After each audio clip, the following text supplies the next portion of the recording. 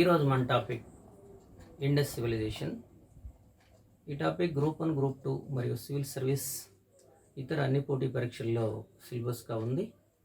Previous క్వశ్చన్స్ని cover చేస్తూ ఫ్యూచర్లో రాబోయే ఎగ్జామ్స్లో ఎటువంటి క్వశ్చన్స్ వచ్చే అవకాశం ఉందో వాటిని ఎక్స్పెక్ట్ చేస్తూ సమగ్రంగా ఈ టాపిక్ అందించదలుచుకున్నాను.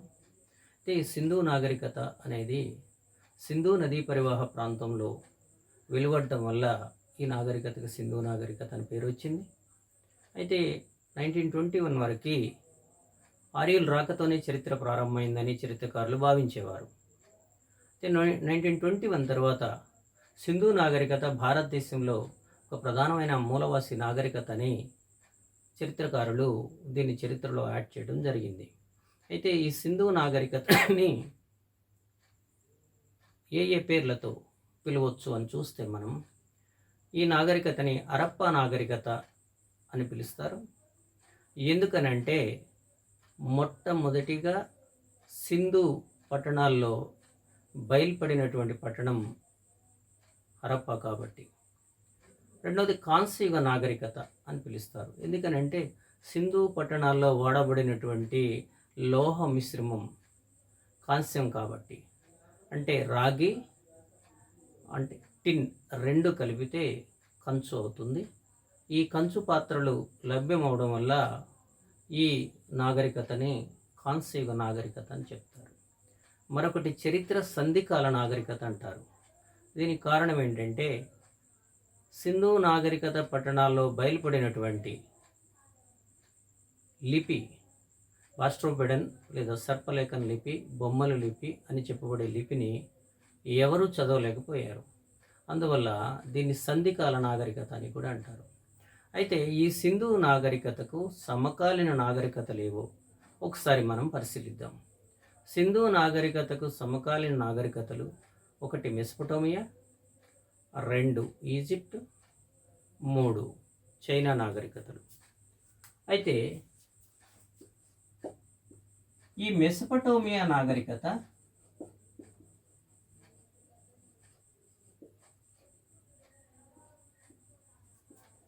అనేది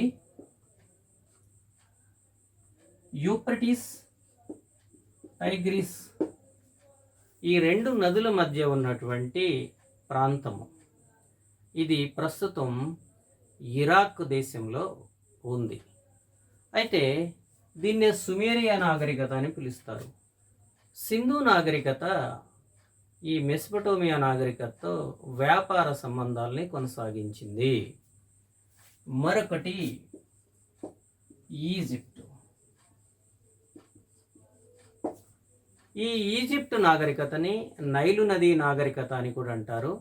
ఇది ఆఫ్రికాలో నైలు నదీ తీర ప్రాంతంలో వెలసిల్లినటువంటి నాగరికత. దీంతో ఏ రకమైనటువంటి వ్యాపార సంబంధాలు సింధు నాగరికత కొనసాగించలేదు. మరొకటి సమకాలీన నాగరికత చైనా నాగరికత. దీన్ని ఓయాంగ్హో నది, ఎల్లో నది నాగరికత అని కూడా అంటారు. దీంతో కూడా సింధు నాగరికత ప్రజలు ఏ రకమైనటువంటి సత్సంబంధాలని, వ్యాపార సంబంధాలు కొనసాగించలేదు. అయితే ఈ నాగరికత ఏ కాలానిది?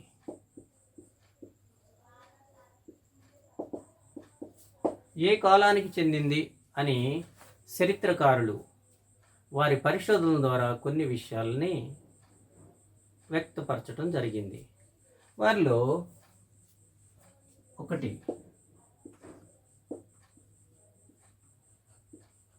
ఆర్ఎస్ శర్మ గారి అభిప్రాయం ప్రకారం BC 2500 నుండి BC 1750 వరకు.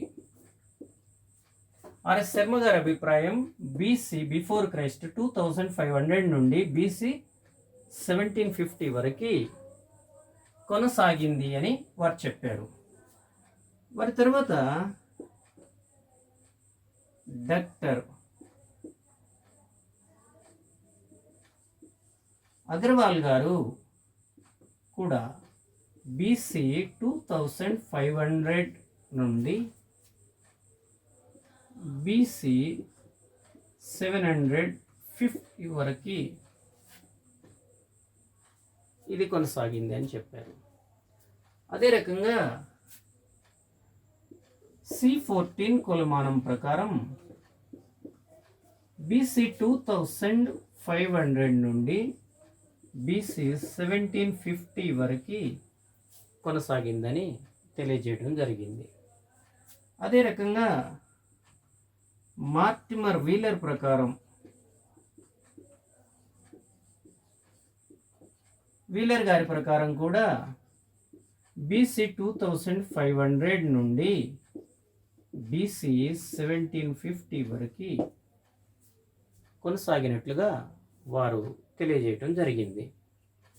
సర్ జాన్ మార్షల్ గారు బీసీ 3250 నుంచి 2750 మధ్య కాలంలో కొనసాగి ఉండవచ్చు అని చెప్పారు. ఈ కాలమానం మొత్తం కూడా చరిత్రకారులు పరిశోధించి ఊహించి చెప్పినదని భావించగలరు. అది అయితే ఈ సింధు నాగరికత ఏ జాతీయులకు సంబంధించింది, ఏ ప్రజలు పరిపాలించారు, ఏ ప్రజలు ఇక్కడ జీవనం కొనసాగించారు అని ఒకసారి పరిశీలిస్తే సింధు నాగరికత, పట్టణ నాగరికత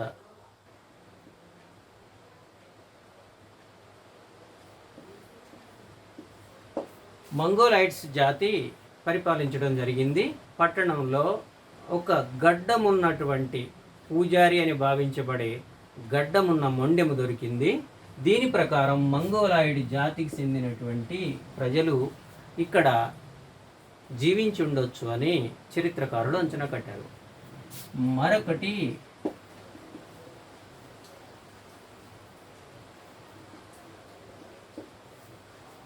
ఇక నగ్న నర్తకి నాట్య విగ్రహం మరొకటి బయలుపడ్డది. ఈ విగ్రహం 10.3 సెంటీమీటర్లు ఉంది. ఈ విగ్రహం 17 సెంటీమీటర్లు ఉంది. మంగోలాయిడ్ విగ్రహం ఈ మొండెము బొమ్మ 17 సెంటీమీటర్స్ ఉంది. ప్రోటో ఆస్ట్రలాయిడ్కి సంబంధించిన ఈ జాతికి సంబంధించినటువంటి నగ్న నర్తకి కాంస్య విగ్రహం ఇది మొహంజోదారోలోనే బయలుపడ్డది. ఇది 10.3 సెంటీమీటర్లు. కొన్ని స్టాండర్డ్ బుక్స్లో 14 సెంటీమీటర్లు ఉన్నట్లుగా కూడా చెప్పబడ్డది. మూడో జాతి మెడిటేరియన్. ఈ దక్షిణ భారతదేశానికి సంబంధించిన ద్రవిడ జాతి ప్రజలై ఉండవచ్చు. వాళ్ళే మెడిటేరియన్ జాతి అని చరిత్రకారులు భావిస్తున్నారు. ఒకటి మంగోలైట్స్, 2 ప్రోటో ఆస్ట్రలాయిడ్స్, 3 మెడిటేరియన్ జాతి. వీళ్ళు కాకుండా ఆల్పనాయిడ్ జాతి కూడా ఉండి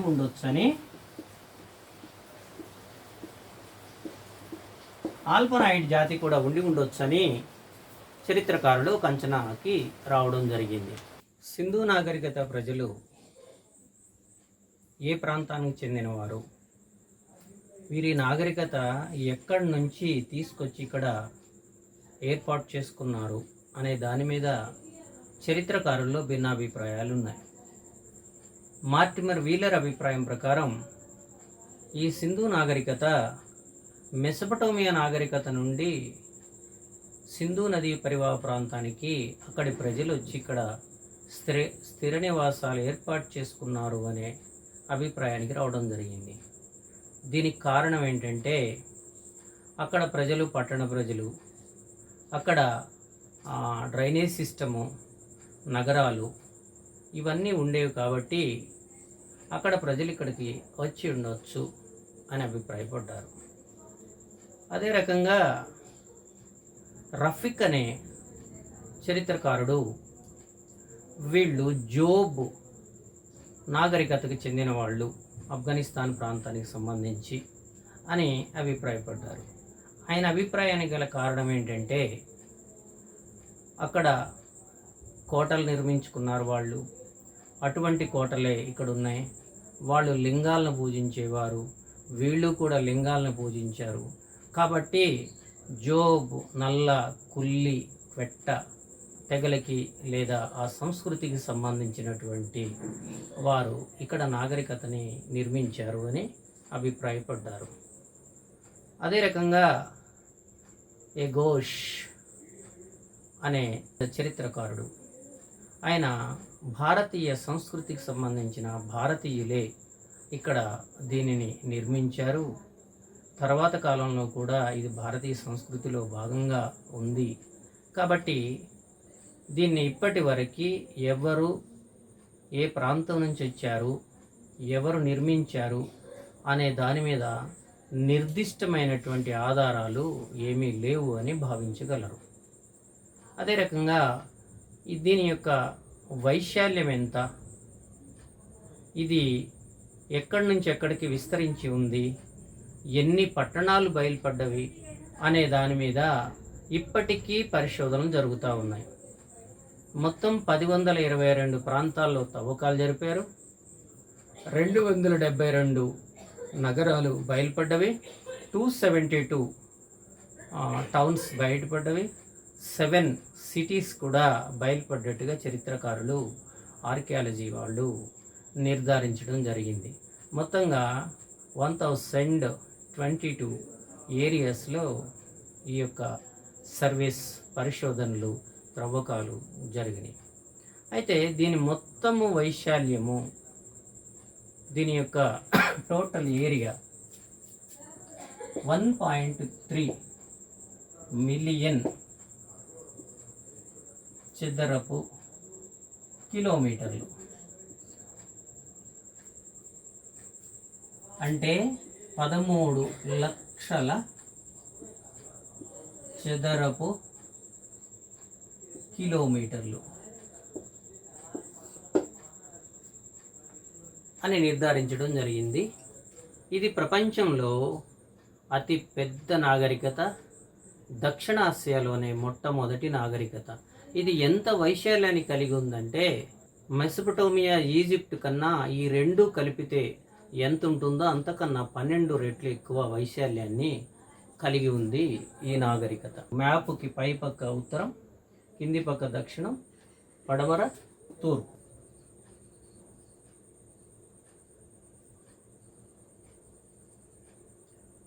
దీన్ని మనం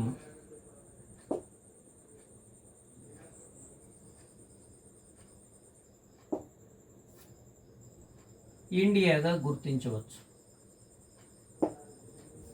దీనిలో ఇది సింధు నది, ఇది జీలం, చీనాబ్, రావి,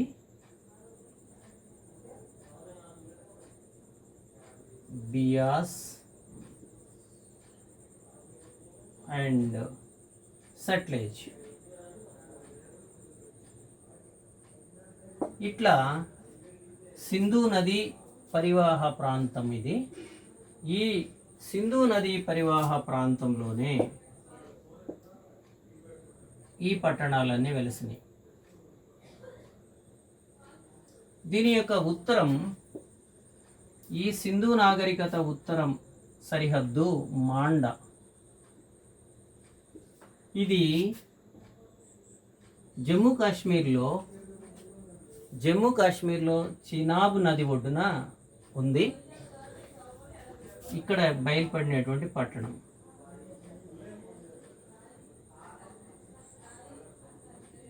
మరొకటి దక్షిణంగా దైమాబాద్. ఇది చీనాబ్ నది నుంటే ఇది ప్రవరి నది ఒడ్డున ఉంది. ఇది గోదావరి నదికి ఉపనది. గోదావరి నది ఉపనది అయినటువంటి ప్రవరి నది ఒడ్డున దైమాబాద్ ఉంది. ఇది మహారాష్ట్రలో ఉంది. ఇది దక్షిణ సరిహద్దు. ఇక తూర్పున అలంగీర్పూర్,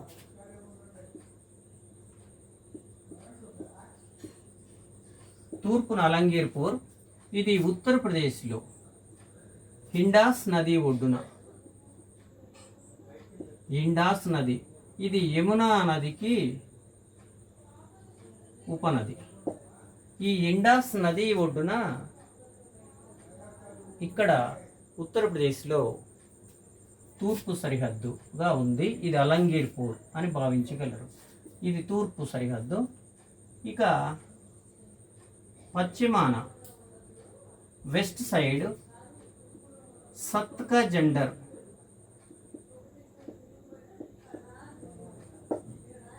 ఇది బెలిసిస్తాన్ ప్రాంతంలో ఉంది. ఇది మక్రాన్ తీరము. మక్రాన్ తీరంలో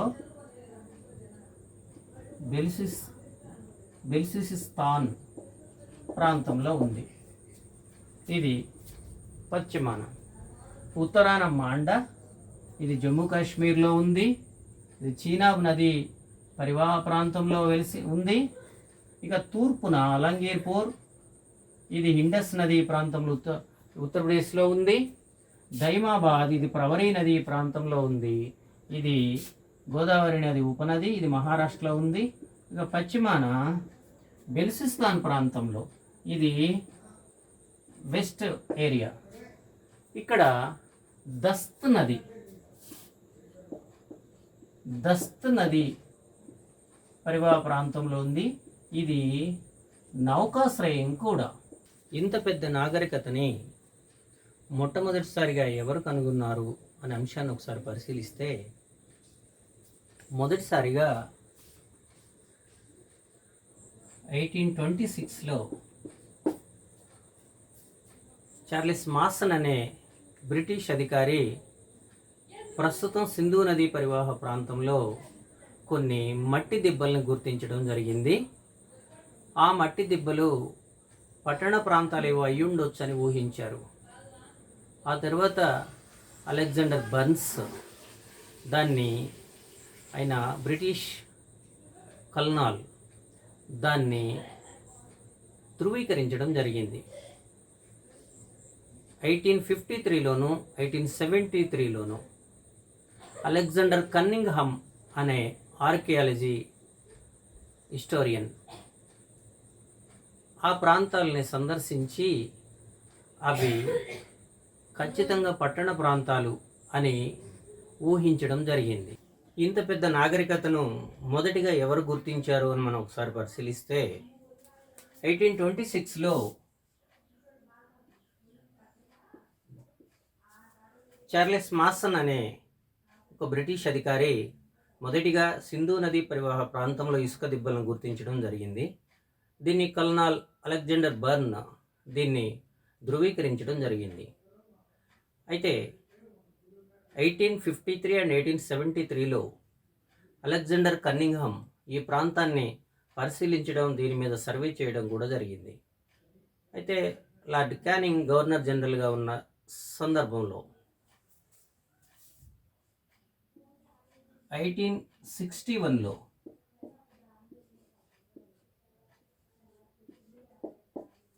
ఏఎస్ఐని, ఆర్కియాలజీ సర్వే ఆఫ్ ఇండియా అనే ఒక విభాగాన్ని ఏర్పాటు చేయడం జరిగింది. దీనికి మొదటి డైరెక్టర్ జనరల్గా లార్డ్ కన్నింగ్హామ్ని నియమించడం జరిగింది. ఈయన్ని father of the archaeology department అంటారు. ఈయన అనేక పరిశోధనలు చేయడం ఆర్కియాలజీకి సంబంధించి జరిగింది. అయితే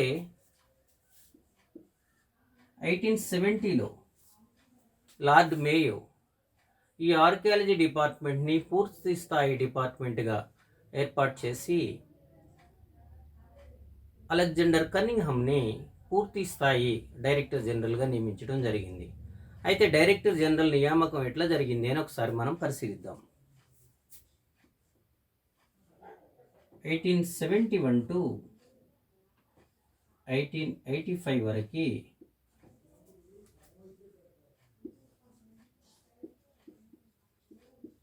అలెగ్జాండర్ కన్నింగ్హామ్, ఆ తర్వాత ఈ ఆర్కియాలజీ డిపార్ట్మెంట్ని పూర్తి స్థాయిలో ప్రక్షాళనం చేయడం కోసం ఆర్కియాలజీ మాన్యుమెంట్ ప్రిజర్వింగ్ యాక్ట్ అనే ఒక యాక్ట్ని తీసుకొని వచ్చి తద్వారా ఆర్కియాలజీ డిపార్ట్మెంట్ని ఫుల్ ప్లేజ్డ్ డిపార్ట్మెంట్గా ఏర్పాటు చేయడం జరిగింది. 1902 నుంచి 1928 వరకు డైరెక్టర్ జనరల్గా సర్ జాన్ మార్షల్ పనిచేయడం జరిగింది. ఆ తర్వాత 1931 టు 1935 వరకు దయారామ్ సాహ్ని డైరెక్టర్ జనరల్గా కొనసాగడం జరిగింది. ఆ తర్వాత 1937 నుండి 1944 వరకు దీక్షిత్ గారు డైరెక్టర్ జనరల్గా కొనసాగారు. ఆ తర్వాత 1944 నుండి 1948 స్వతంత్రం వచ్చే వరకు, స్వతంత్రం వచ్చిన తర్వాత కూడా మార్టిమర్ వీలర్ దీనికి డైరెక్టర్ జనరల్గా కొనసాగారు.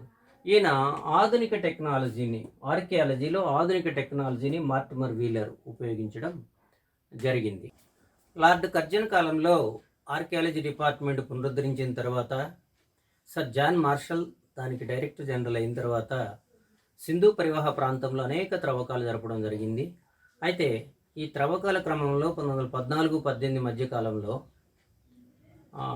ఫస్ట్ వరల్డ్ వార్ రావడం వల్ల అది కొంత బ్రేక్ పడ్డది.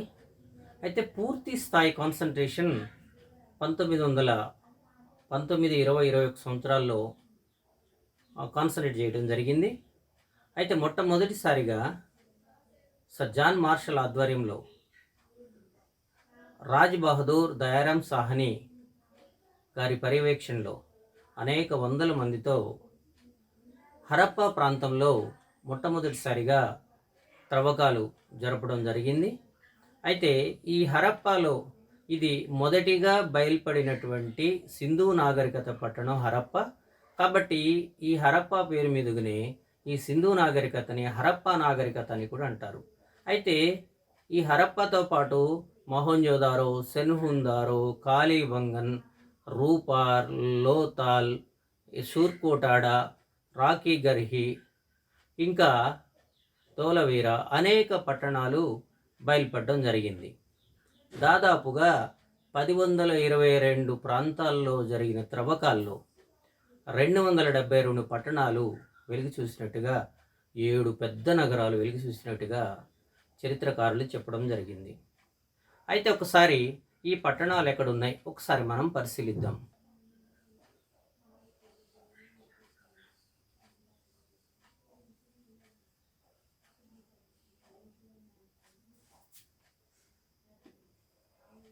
సింధు నది, జీలం,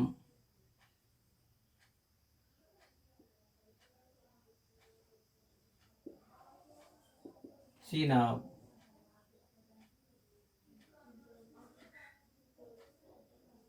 రావి, బియాస్, సట్లెజ్. ఈ నదుల్లో ముఖ్యంగా రావి నది ఎడమ వైపున ఇది 1921 సంవత్సరంలో రావి నది ఎడమ ఒడ్డున పశ్చిమ పంజాబ్లో మాంటిగోమరి జిల్లాలో ఈ హరప్పా నాగరికత బయలుపడడం జరిగింది. ఇది దయారామ్ సాహ్ని ఆధ్వర్యంలో ఇక్కడ తవ్వకాలు జరిగినాయి. ఋగ్వేదంలో హర్యుపియ అని హరప్పా పట్టణాన్ని హర్యుపియ అని ప్రస్తావించబడ్డది. ఆర్యుల నాయకుడైనటువంటి ఇంద్రుడు ఈ హరప్పా ప్రాంతాన్ని ధ్వంసం చేసి తన ఆయుధంతో ఈ ప్రాంతాన్ని ఆక్రమించినట్టుగా చెప్పుకున్నారు. అంతేకాకుండా 1000 యజ్ఞాలు జరిగినట్టుగా హరప్పాలో చెప్పబడ్డది. అయితే ఈ హరప్పాలో ఏమేమి బయలుపడ్డ ఒకసారి చూద్దాం. ఏ పట్టణాన్నైనా మనం పరిశీలించడానికి ప్రధానమైన ఆధారాలు ఏంటంటే అక్కడ బయలుపడినటువంటి ఆర్కియాలజీ మాన్యుమెంట్స్, అంటే స్టియటైట్ అనే మెత్తని రాయితో చేయబడినటువంటి ముద్రికలు, ఇంకా అక్కడ రాళ్ల మీద చెక్కినటువంటి బొమ్మలు, అక్కడ కట్టడాల్లో బయలుపడినటువంటి అనేక ఇటుక కట్టడాలు, ఇవన్నీ కూడా మనకి ఆధారాలుగా మనం చూడవచ్చు. హరప్పాలో 892 సుమారు 900 ముద్రికలు బయలుపడినవి. అంతేకాకుండా 57 అస్థిపంజరాలు బయలుపడినవి. ఇక్కడ బయలుపడినటువంటి వాటిలో ముఖ్యంగా 12 ధాన్యాగారాలు, వీటిలో 6x2 అంటే 2 వరుసలలో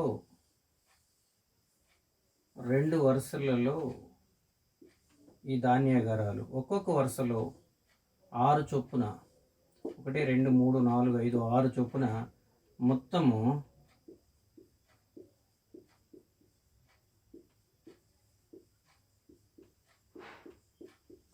12 ధాన్యాగారాలు ఇక్కడ బయలుపడడం జరిగింది. ఇది పొడవు 50 అడుగులు, వెడల్పు 20 అడుగులు ఈ ధాన్యాగారాలు కలిగి ఉన్నవి. రెండవది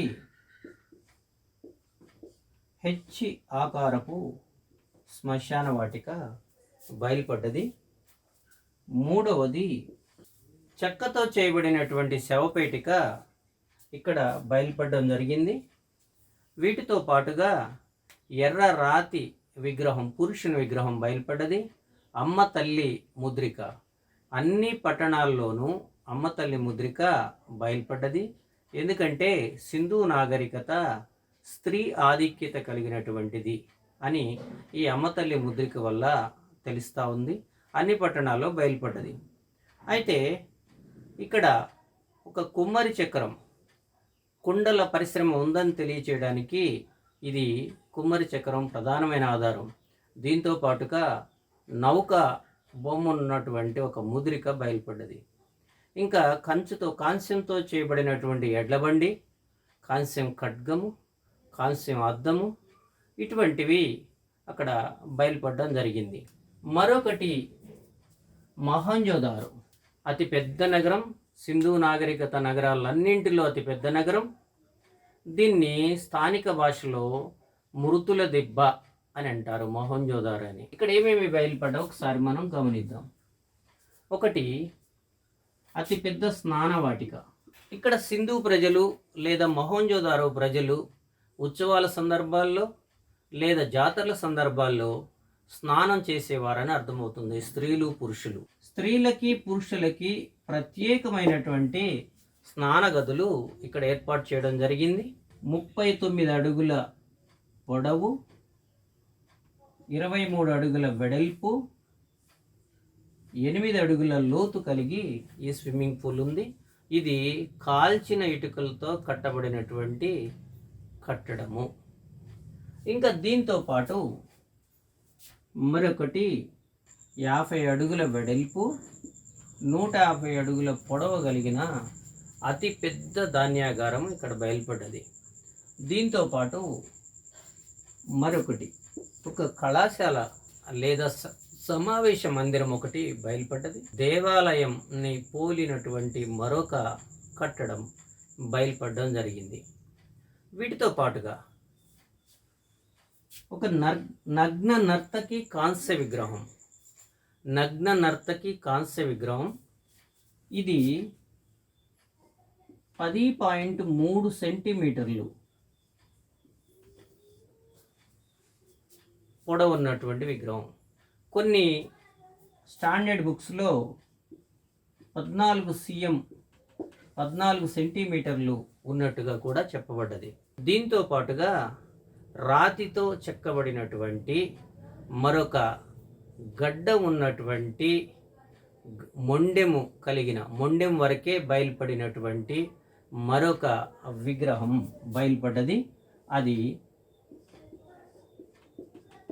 17 సెంటీమీటర్లు పొడవు కలిగి ఉంది. ఇది పూజారి అయి ఉండొచ్చు అని అనుకుంటా ఉన్నారు. అక్కడ ఒక ఎద్దు విగ్రహం, అతి ప్రధానమైనటువంటిది పశుపతి విగ్రహం ఒకటి బయలుపడ్డది. పశుపతి,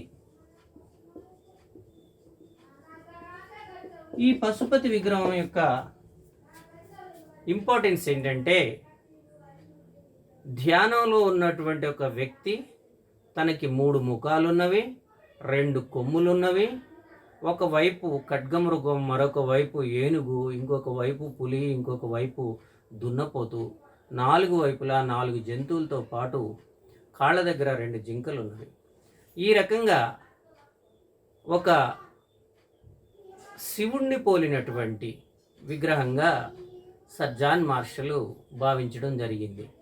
ఇంకా వీటితో పాటు ఒక గుడ్డపేలికే, 2 బరియల్, దీంట్లో ఉత్తరపు దిక్కుగా కూర్చొనబెట్టి పూడ్చినటువంటి 2 సమాధులు బయలుపడినవి.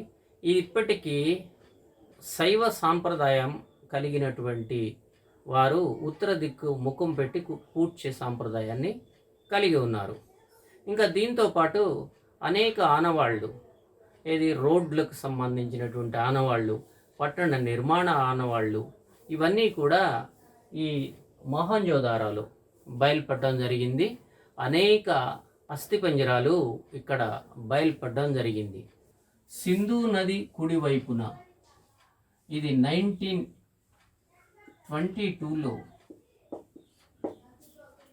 రకుల్ దాస్ బెనర్జీ ఆధ్వర్యంలో అనేక వందల మంది తవ్వకాలు జరపడం జరిగింది. ఇది ఆర్డి బెనర్జీ 1922లో సింధు నది కుడివైపున ఈ పట్టణాన్ని కనుగొనడం జరిగింది.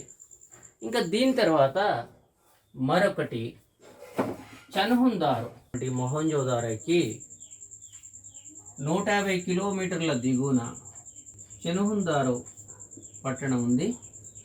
ఇది 1931లో ఎంజి మజుందార్ దీన్ని కనుగొనడం జరిగింది. ఇది కోటగోడ లేని ఏకైక పట్టణం, అనేక పరిశ్రమలు బయలుపడినటువంటి పట్టణం. తూనిక రాళ్ళు బయలుపడినవి. ఇది తూనిక రాళ్ళు పరిశ్రమ ఉండి ఉండొచ్చు అని భావిస్తున్నారు. మరొకటి పిల్లి బొమ్మ మరొకటి బయలుపడడం జరిగింది. తర్వాత నటరాజ విగ్రహం, ఇది నాట్యం చేస్తున్నటువంటి విగ్రహం ఒకటి బయలుపడ్డది. ఇది శివుణ్ణి పోలి ఉన్నది అని చరిత్రకారులు భావించడం జరిగింది. స్త్రీలు సౌందర్యానికి వాడే అద్దము, దువ్వెన, పూసలు, లిప్స్టిక్, ఇటువంటి అన్ని రకాల ఆభరణాలు, సౌందర్యానికి సంబంధించినటువంటి ఆభరణాలు ఇక్కడ బయలుపడినవి. వీటితో పాటు ప్రధానంగా సిరాబుడ్డి బయలుపడ్డది. ఇంకా అనేక పూసల పరిశ్రమలు ఇక్కడ బయలుపడడం జరిగింది. మొహంజోదారో 7 సార్లు ఏ రకంగా వరదలకు గురైందో అదే రకంగా ఈ పట్టణం 3 సార్లు వరదలకు గురైనట్టుగా చరిత్రకారులు నిర్ధారించడం జరిగింది. అయితే మరొక పట్టణం సత్కా జెండర్, ఇది మక్రాన్, బెల్సిస్తాన్ ప్రాంతంలో సింధు నాగరికత పశ్చిమ సరిహద్దుగా ఉంది. ఇది వాడరేవుగా కూడా, సింధు ప్రజల వాడరేవుగా ఉంది. అయితే ఇక్కడ ఒక కాఫర్ గొడ్డలి మరియు బరియల్లో ఒక కుండ పెంకులు ఉన్నటువంటి ఒక సమాధి బయలుపడడం జరిగింది. 1931లో ఆరియల్ స్ట్రెయిన్ ఇక్కడ తవ్వకాలు జరపడం జరిగింది. ఇది దస్త్ నది ఒడ్డునుందనే విషయం మనం ఈ క్లాస్లోనే మొదట్లో చెప్పుకున్నాం. మరొకటి కాళీబంగన్. కాలా అంటే నల్లని, బ్యాంగిల్ అంటే గాజులు, కాలాబంగన్ అంటే నల్లని గాజులు అని అర్థాన్ని ఇస్తుంది. ఇది రాజస్థాన్లో ఉంది. ఇది రాజస్థాన్లో గగర్ నది ఒడ్డున ఇది బయలుపడటం జరిగింది. 1961లో ఈ ఘోష్ ఇక్కడ త్రవ్వకాలు జరపడం జరిగింది. అయితే ఇక్కడ అనేక మంది త్రవ్వకాలు జరపడం జరిగింది. అయితే ఇక్కడ ముఖ్యంగా వంటె అవశేషాలు లభ్యమైనవి. మరొకటి కాళీబంగంలో పెద్ద వ్యవసాయ క్షేత్రము, నాగలి చాళ్ళు ఉన్నటువంటి వ్యవసాయ క్షేత్రం ఒకటి బయలుపడ్డది. ఇది గతంలో అడగడం జరిగింది. ఇది మత సాంప్రదాయానికి సంబంధించి 5 అగ్ని వేదికలు ఇక్కడ బయలుపడడం జరిగింది. దీంతో పాటుగా సర్పలేఖన లిపి ఉన్న ముద్రికలు బయలుపడినవి. యాక్చువల్గా సింధు నాగరికత లిపిని ఇప్పటి వరకు ఎవరు చదవలేకపోయారు. ముఖ్యంగా దీనికోసం శ్రీ రంగనాథరావు గారు, ఎస్ఆర్ రావు గారు, రాజారాం గారు, ఫాదర్ హిరాస్ ఇటువంటి వాళ్ళు చాలా ప్రయత్నం చేశారు. స్త్రీకి సంబంధించినటువంటి ఆనవాళ్ళు బయలుపడలేదు. ఇంకా మరొక పట్టణం లోతాల్.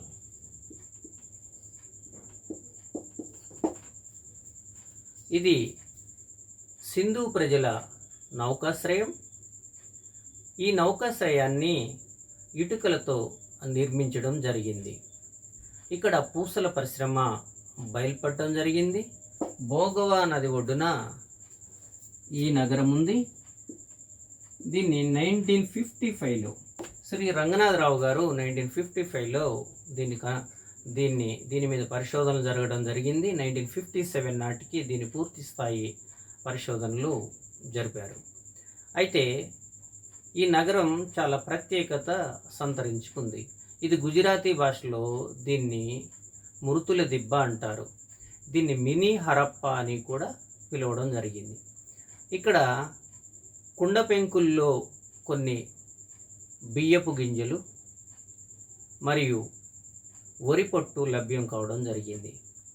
ఇక్కడ ఒక కొలమానానికి సంబంధించినటువంటి ఒక కాన్షియస్ స్కేలు బయలుపడ్డది.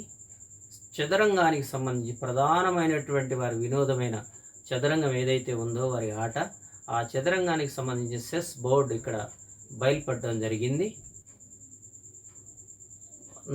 నక్క అడుగులతో ఉన్నటువంటి ఒక కథ, పంచతంత్ర కథలోని కథ వంటి ఒక అంశం ఈ కుండ పెంకుల మీద బయలుపడడం జరిగింది.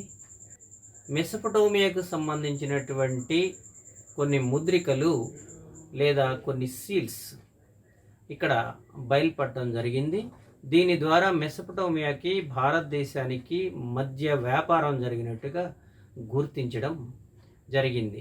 ఇంటి ముఖద్వారము ప్రధాన వీధికి ఎదురుగా ఉన్నటువంటి ఇల్లు ఇక్కడ లోతాల్లో మనకి కనబడడం జరిగింది. దీని తర్వాత చెప్పుకోదగ్గటువంటి పట్టణం బన్వాలి.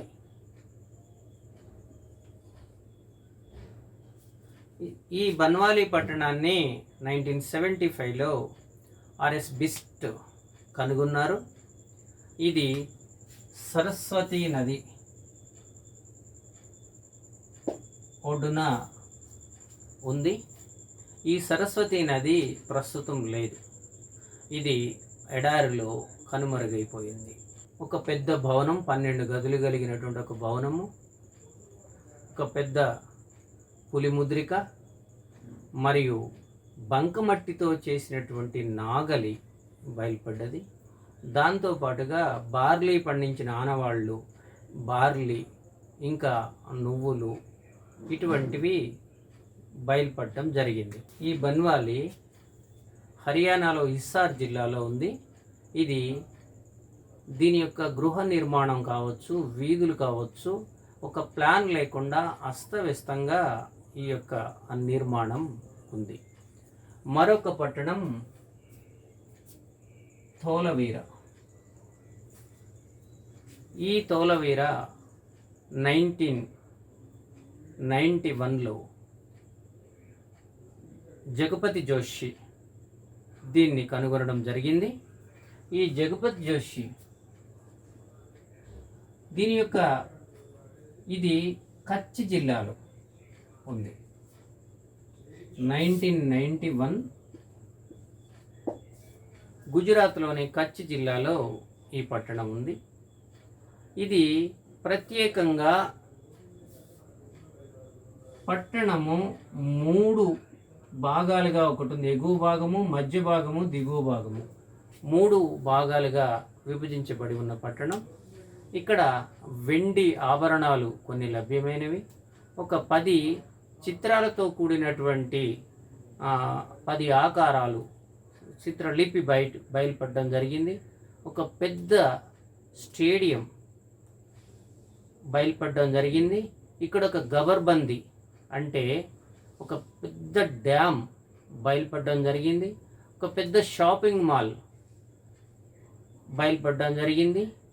ఇంకా అనేక ఆనవాళ్ళు, అనేక ముద్రికలు చిత్రలిపితో ఇక్కడ బయలుపడడం జరిగింది. మరొక పట్టణం కోట్డిజీ. ఇది పాకిస్తాన్లో ఉంది. కోట్డిజీ గర్హి దీన్ని 1935లో కనుగొనడం జరిగింది. ఆ తర్వాత ఎఫ్ఏ ఖాన్ కూడా ఇక్కడ పరిశోధనలు చేయడం జరిగింది. ఈ కోట్డిజీ కాలిపోయినటువంటి పట్టణం, కాల్చబడినటువంటి పట్టణం. ఇక్కడ మనకి రాతి బాణాలు దొరికినవి మరియు సూర్యుడు, నెమలి ఉన్నటువంటి ముద్రికలు, ఇంకా మనకి రావి ఆకులు కొన్ని బయలుపడ్డవి. ఇక్కడ ముత్యాల లాంటి కొన్ని రంగురాళ్ళు బయలుపడడం జరిగింది. ఇక్కడ రాతితో కట్టిన కట్టడాలు, వాటి ఆనవాళ్ళు, ఇంకా మనం వంటకు ఉపయోగించే ఒక పొయ్యి బయలుపడడం జరిగింది. ఇవి గతంలో కొన్ని ప్రశ్నలు అడగడం జరిగింది. ఇది ఇంకా మనం చూస్తే హర్యానా జిల్లాలో రాకీ గర్హి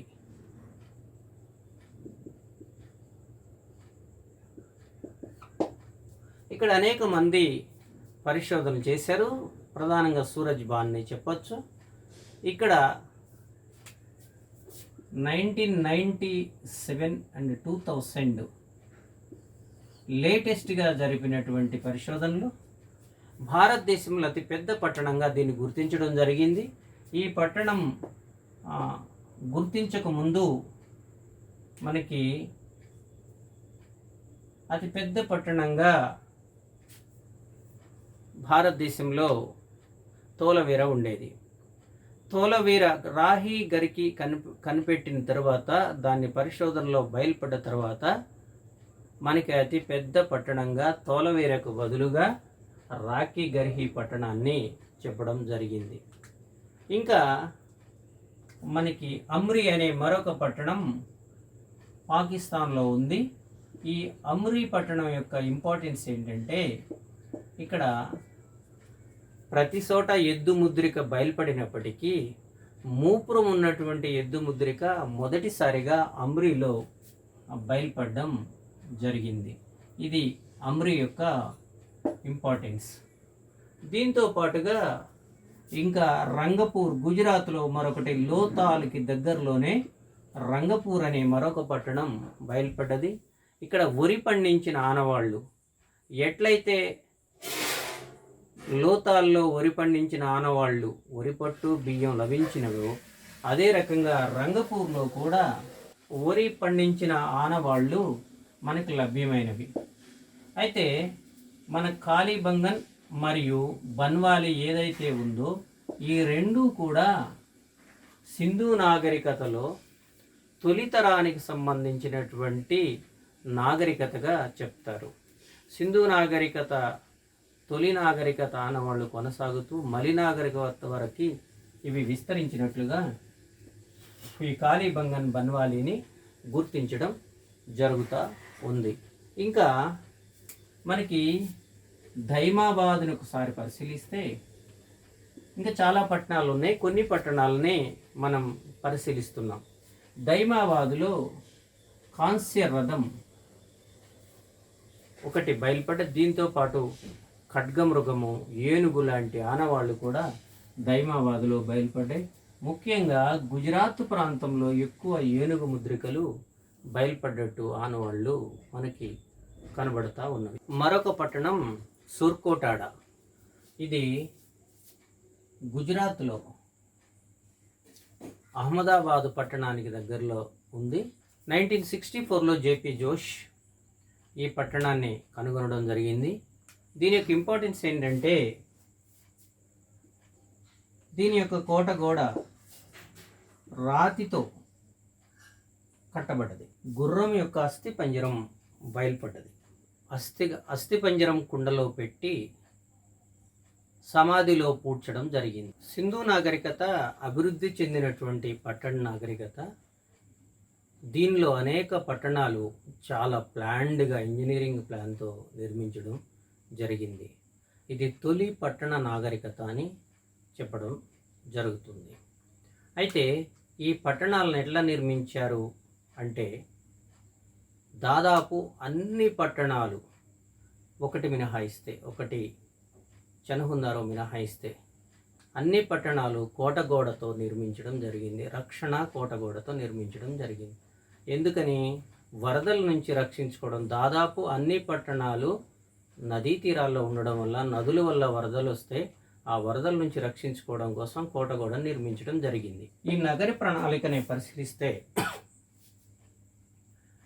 ఇది కాల్చిన ఇటుకలతో నిర్మించడం జరిగింది. ఈ ఇటుకల నిర్మాణము 7:15:31గా, అంటే 1:2:4గా ఈ ఇటుకల సైజు మనకి కనబడుతుంది. అంతేకాకుండా రోడ్లు చాలా వెడల్పుగా గ్రిడ్ సిస్టంలో రోడ్లు మనకి కనబడతాయి. అంతేకాకుండా మొహంజోదారోలో ప్యారిస్ సర్కిల్ అనబడే మరొక సర్కిల్ కూడా ఆర్కియాలజీ వాళ్ళు గుర్తించడం జరిగింది. మరొక విషయం ఏంటంటే ఈ రోడ్లకి ఇరువైపులా గృహాలు ఉండేవి. ఈ గృహాలు ఒక్క లోతాలు మినహాయిస్తే మిగిలిన అన్ని చోట్ల వీటి యొక్క ద్వారాలు పక్కకి కానీ వెనకకి కానీ, గృహం యొక్క ద్వారాలు రోడ్డుకి పక్క వైపు ఉండేవి. ఒక లోతాల్లో మాత్రమే ఇంటి యొక్క ముఖద్వారాలు రోడ్డు వైపుకి ఉన్నవి. ఇంకపోతే ఇంట్లో 2-3 అంతస్తులు కలిగిన ఇండ్లని నిర్మించడం జరిగింది. దీంట్లో ఒక బావి మరియు వంటగది, పూజ గది, ఈ గదులతో పాటుగా ఇంకా రకరకాల విశ్రాంతి గదులు ఉండేవి. ఇక్కడ స్నానాల గది నుంచి నీళ్లు రోడ్డు పక్కన ఉన్నటువంటి డ్రైనేజీలోకి వచ్చేటట్టుగా ప్లాన్ చేసుకోవడం, ఇండ్ల నిర్మాణం జరిగింది. అయితే ఆ రోజుల్లో విశాలమైన రోడ్లతో పాటు డ్రైనేజ్, అండర్ డ్రైనేజ్ సిస్టమ్ ప్రధానమైంది. రోడ్డు పక్కన వీధి దీపాలు నిర్మాణం కూడా బయలుపడ్డది. ఈ అండర్ డ్రైనేజ్ వాటరు గృహాల్లో నుంచి నేరుగా నదుల్లోకి వెళ్ళేటట్టుగా ఈ అండర్ డ్రైనేజ్ వాటర్ని వారు నిర్మించుకోవడం జరిగింది. ఇంకా జిప్సంతో, ఇటుక పొడితో ఈ రోడ్లని నింపడం జరిగింది. ఈ రోడ్లు చాలా స్టాండర్డ్గా రోడ్లను నిర్మించుకోవడం జరిగింది. అయితే కొన్ని చోట్ల చిన్న చిన్న ఇళ్ళు, కొన్ని చోట్ల పెద్ద ఇళ్ళు నిర్మించుకోవడం జరిగింది. ఉదాహరణకి హరప్పాలో మనకి చిన్న చిన్న ఇళ్ళు కనబడతాయి. మొహంజోదారోలో పెద్ద ఇళ్ళ నిర్మాణం మనకు కనబడుతుంది. బన్వాలి, ఈ ఒక్క నగరంలో రోడ్లు నిర్మాణం సరిగా లేదు. గృహ నిర్మాణం కూడా అస్తవ్యస్తంగా, ఒక ప్లాన్ లేకుండా నిర్మించబడినటువంటి ఒకే ఒక నగరం బన్వాలి. కోటగోడ లేనటువంటి నగరానికి కోటగోడ లేనటువంటి నగరం చనహుందారో ఎలాగా ఉందో బన్వాలి కూడా ప్లాన్డ్ లేనటువంటి సిటీగా చెప్పవచ్చు. ఆ రకంగా గృహాల నిర్మాణం కావచ్చు, డ్రైనేజ్ వ్యవస్థ కావచ్చు, ఇంకా వీధి దీపాలు కావచ్చు, గ్రిడ్ సిస్టంలో ఉన్నటువంటి రోడ్ల వ్యవస్థ మనకి కనబడుతుంది. కాబట్టి సింధు ప్రజలు చాలా ప్లాన్డ్గా నగరాలు నిర్మించుకున్నారు అనేది దీన్ని బట్టి మనకు అర్థమవుతుంది. ఆ నిర్మాణానికి కూడా ఇంగ్లీష్ బాండింగ్ అనే ఆ స్ట్రక్చర్ కలిగినటువంటి ఇటుకల్ని 7, 15, 31 సెంటీమీటర్ల సైజులో ఉండే ఇటుకల్నే వాళ్ళు నిర్మించుకోవడం జరిగింది. అది భవన నిర్మాణం కోసం, డ్రైనేజ్ నిర్మాణం కోసం, స్నానవాటిక నిర్మాణం కోసం, మరియు లోతాల్లో వాడరేవు నిర్మాణం కోసం, అగ్నివేదికల కోసం ఈ ఇటుకల్ని వాడినటువంటి ఆనవాళ్ళు మనకు కనబడుతూ ఉన్నాయి. వారి యొక్క ఆర్థిక వ్యవస్థను మనం పరిశీలించి చూస్తే వారి యొక్క ఆర్థిక వ్యవస్థకి వెన్నెముక్క వ్యవసాయం ఉంది. వ్యవసాయం వారి ప్రధాన వృత్తి. వరి పండించిన ఆనవాళ్ళు మనకి లోతాల్ మరియు రంగపూర్లో కనబడ్డవి. బనవాలీలో బార్లీ మరియు నువ్వులు పండించిన ఆనవాళ్ళు కనబడ్డవి. అదే రకంగా ఇవి ఆహార పంటలే కాకుండా విదేశాలకు ఎగుమతి చేయడం కోసం పత్తిని పండించారు. ప్రపంచంలోనే మొట్టమొదటిగా పత్తిని పండించినటువంటి దేశంగా సింధు ప్రజల్ని లేదా భారతీయుల్ని గుర్తించడం జరిగింది. అయితే ఈ పత్తిని సిండన్ అని పిలిచేవారు మెసొపొటేమియా వాళ్ళు. ఇంకా భారతదేశంలో అనేక రకాల పంటలను పండించి వీరు తినగా మిగిలిన వాటిని ఎగుమతి కూడా చేశారు. అయితే భారతీయులకి తెలియని పంటలు ఏమి అని మనం ఒకసారి చూస్తే అది చెరకు, పప్పు ధాన్యాలు పండించినటువంటి ఆనవాళ్ళు లభించలేదు. వీళ్ళు వ్యవసాయం కోసం గబర్బందీలు అనే చెక్ డ్యాముల్ని నిర్మించారు. ముఖ్యంగా ఒక రిజర్వాయర్ని మనకి తోలవీరలో చూస్తే వాళ్ళు ఒక రిజర్వాయర్ని నిర్మించుకొని పంటలకు ఉపయోగించుకున్నారు.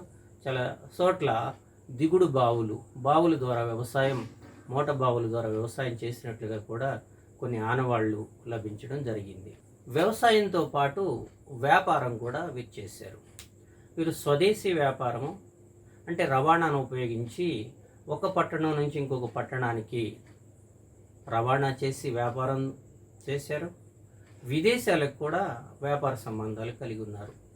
వీరు ఎక్క అనే ఎడ్ల బండి ద్వారా వ్యాపారం చేసినట్టుగా ఒక ప్రాంతం నుంచి ఇంకో ప్రాంతానికి సరుకు ఎగుమతి దిగుమతి చేసినట్టుగా మనకు ఆధారాలు ఉన్నాయి.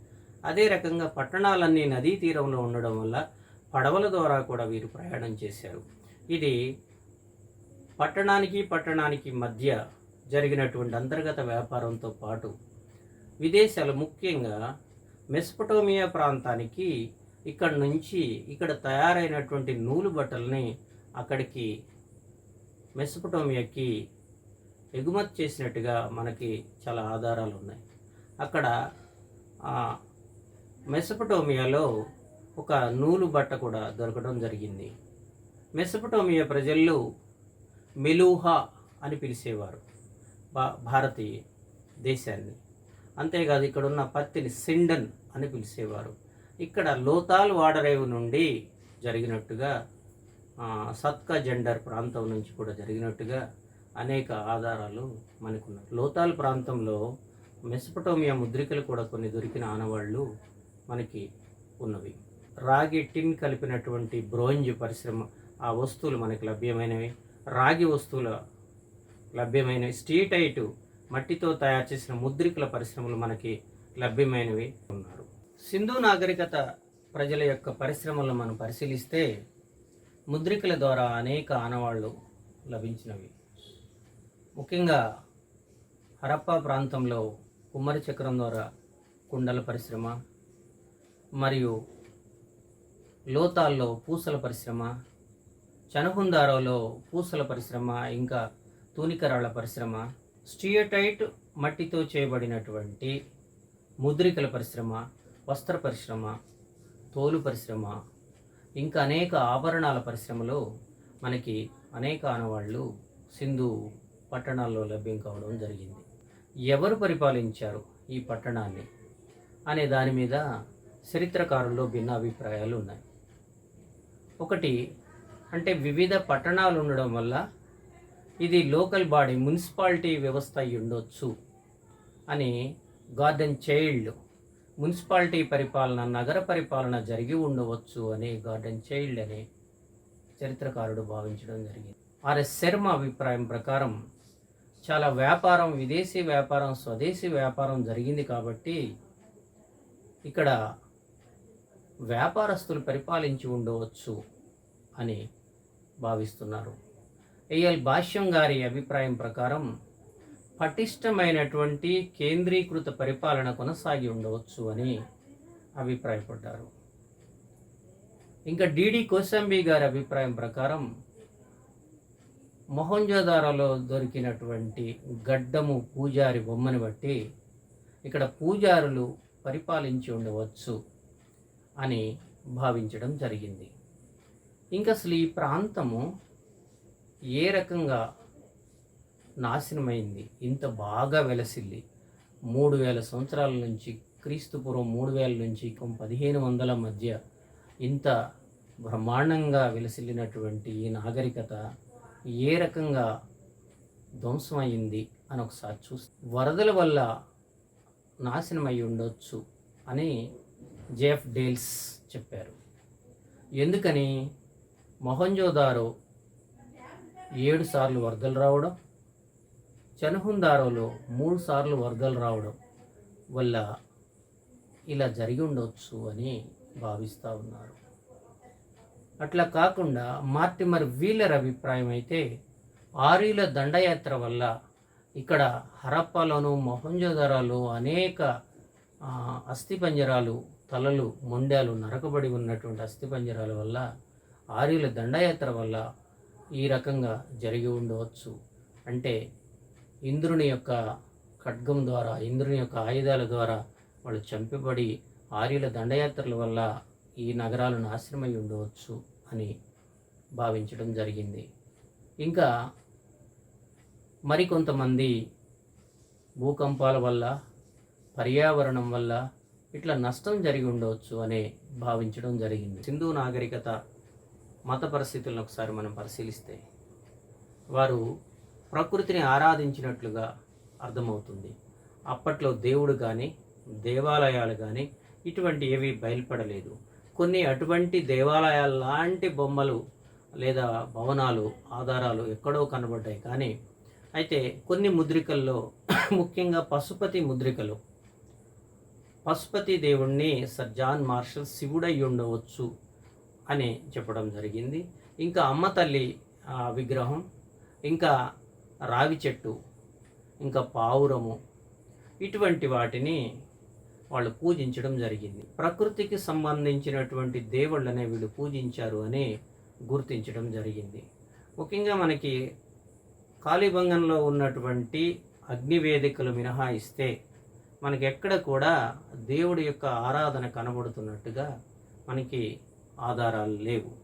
అయితే వారు ప్రకృతిలో ఉన్నటువంటి చెట్లని, పాముల్ని, పక్షులైన పావురాలని, వీటన్నింటినీ కూడా వాళ్ళు పూజిస్తూ వచ్చారు. ఇంకా వారికి తెలియనటువంటి వాటిని ఒకసారి పరిశీలిస్తే ఇనుము వాడకం తెలియదు, ఇంకా చెరకు పండించినటువంటి ఆనవాళ్ళు లేవుగాడి చెరకు పండించి ఉండకపోవచ్చు అని భావిస్తూ ఉన్నారు. వారి యొక్క లిపిని మనం గమనిస్తే వారి లిపి బొమ్మల లిపి, చిత్రలేఖన లిపి, బాస్ట్రోఫెడన్ లిపి. ఈ లిపి కుడి నుంచి ఎడమకి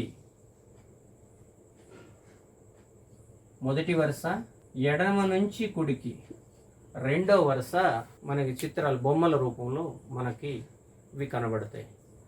దీన్ని మనకి నట్వర్జ, ఫాదర్ హిరాస్, ఎస్ఆర్ రావు, రాజారాం గారు లాంటి వాళ్ళు వీటిని చదవడం కోసం చాలా ప్రయత్నించారు. కానీ ఇప్పటి వరకు ఆ లిపి చదవబడలేదు. చాలా ప్రయత్నాలు జరిగినవి. ఇవి కాకుండా ఈ నాగరికతకు సంబంధించి అనేక పరిశోధనలు నేటికి కూడా జరుగుతున్నవి. ఇంకా 2000 సంవత్సరం వరకు రాఖీ గర్హి లాంటి పట్టణం కూడా బయలుపడ్డది. ఇంకొన్ని పట్టణాలు బయలుపడే అవకాశాలు మనకి కనబడుతూ ఉన్నాయి. కాబట్టి అభ్యర్థులు దీంట్లో వచ్చే ఈ ప్రశ్నలన్నింటినీ కూడా జాగ్రత్తగా పరిశీలించి వాటిని ఎగ్జామ్కి ఉపయోగించుకోవాలని కోరుతా ఉన్నాను. Thank you.